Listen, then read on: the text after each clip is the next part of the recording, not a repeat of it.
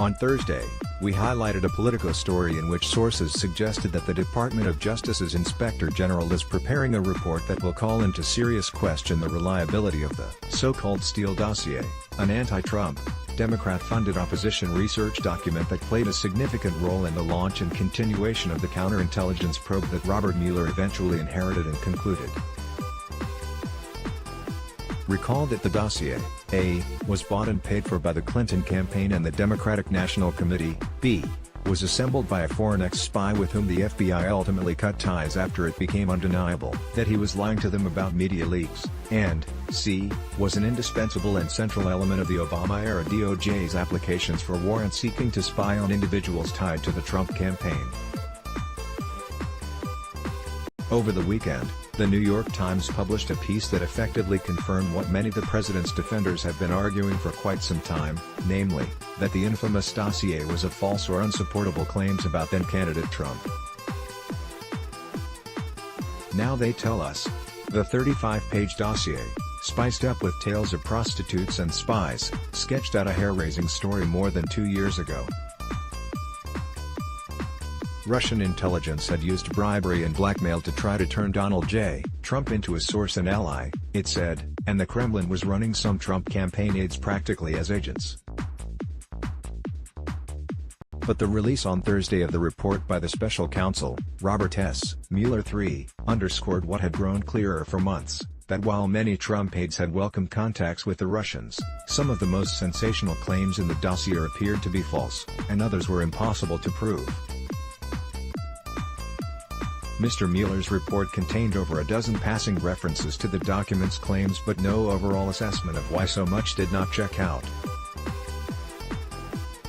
Now the dossier, financed by Hillary Clinton's campaign and the Democratic National Committee, and compiled by the former British intelligence agent Christopher Steele, is likely to face new, possibly harsh scrutiny from multiple inquiries Republicans in Congress have vowed to investigate. The Justice Department's Inspector General is considering whether the Federal Bureau of Investigation improperly relied on the dossier in applying to the secret Foreign Intelligence Surveillance Court for a warrant to eavesdrop on Carter Page, a Trump advisor. The Inspector General wants to know what the FBI learned about Mr. Steele's sources and whether it disclosed any doubts about their veracity to the court. The Times story goes on to describe the supposed intelligence contained in the explosive anti-Trump file as rumors and hearsay relayed through a high-stakes game of telephone. It notes how many partisans on social media and various media outlets fixated on the dossier's contents almost daily over the past 2 years, with many critics of the president swallowing whole the picture it painted of a man thoroughly compromised by the Russian government. But, Mr. Mueller, after a 2-year investigation involving roughly 40 FBI agents and other specialists, provided no evidence to support the claim that the advisor had collected a brokerage fee for the sale of a share of the Russian oil giant Rosneft, nor has any evidence emerged to support the dossier's claims about DNC moles, Romanian ors, Russian pensioners, or years of Trump-Putin intelligence trading. Other dossier assertions remain neither proved nor disproved. We also now know that another core claim of the dossier, that Michael Cohen traveled to Prague to meet with a Russian asset, is false, with Mueller's investigation now over.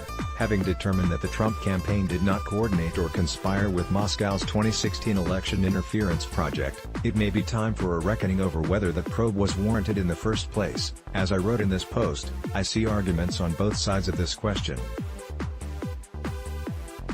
Especially worrisome is the real possibility, now being openly conceded as highly plausible, that Steele's Russian sources deliberately spoon-fed him slander and disinformation. Another possibility, one that Mr.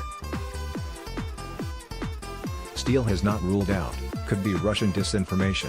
That would mean that in addition to carrying out an effective attack on the Clinton campaign, Russian spy masters hedged their bets and placed a few landmines under Mr. Trump's presidency as well. Oleg D. Kalugin, a former KGB general who now lives outside Washington, saw that as plausible. Russia has huge experience in spreading false information, he said, last year, in a deposition in a lawsuit filed against BuzzFeed. Mr. Steele emphasized that his reports consisted of unverified intelligence. Asked whether he took into account that some claims might be Russian fabrications, he replied, yes. Pic.twitter.com LE0FSE05R, Guy Benson, @Guy Benson April 20, 2019. Is it possible that the Russians planted salacious nonsense with Steele, hopeful that their invented claims would seep into public view, undermining Trump? Yes, it may even be probable at this point. Remember, while Moscow preferred Trump to Hillary, the overarching goal was to sow division and suspicion among Americans.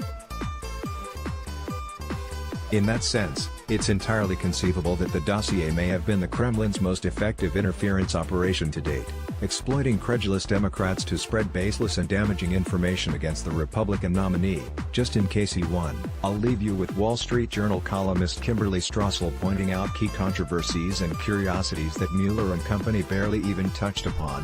What stands out is just how diligently and creatively the special counsel's legal minds work to implicate someone in Trump world on something Russia or obstruction of justice related. And how, even with all its overweening power and aggressive tactics, it still struck out. Note as well what isn't in the report. It makes only passing, bland references to the genesis of so many of the accusations Mr. Mueller probed, the infamous dossier produced by opposition research firm Fusion GPS and paid for by the Hillary Clinton campaign. How do you exonerate Mr. Page without delving into the scandalous Moscow deeds of which he was falsely accused? How do you narrate an entire section on the July 2016 Trump Tower meeting without noting that Ms. Veselnitskaya was working alongside Fusion? How do you detail every aspect of the Papadopoulos accusations while avoiding any detail of the curious and suspect ways that those accusations came back to the FBI via Australia's Alexander Downer? The report instead mostly reads as a lengthy defense of the FBI of its shaky claims about how its investigation began, of its far-fetched theories, of its procedures, even of its leadership. Based on the forthcoming Inspector General report, and the Attorney General's recent hints about a broader review of his department's conduct throughout this matter, we have not heard the last of these issues. Let's block ads.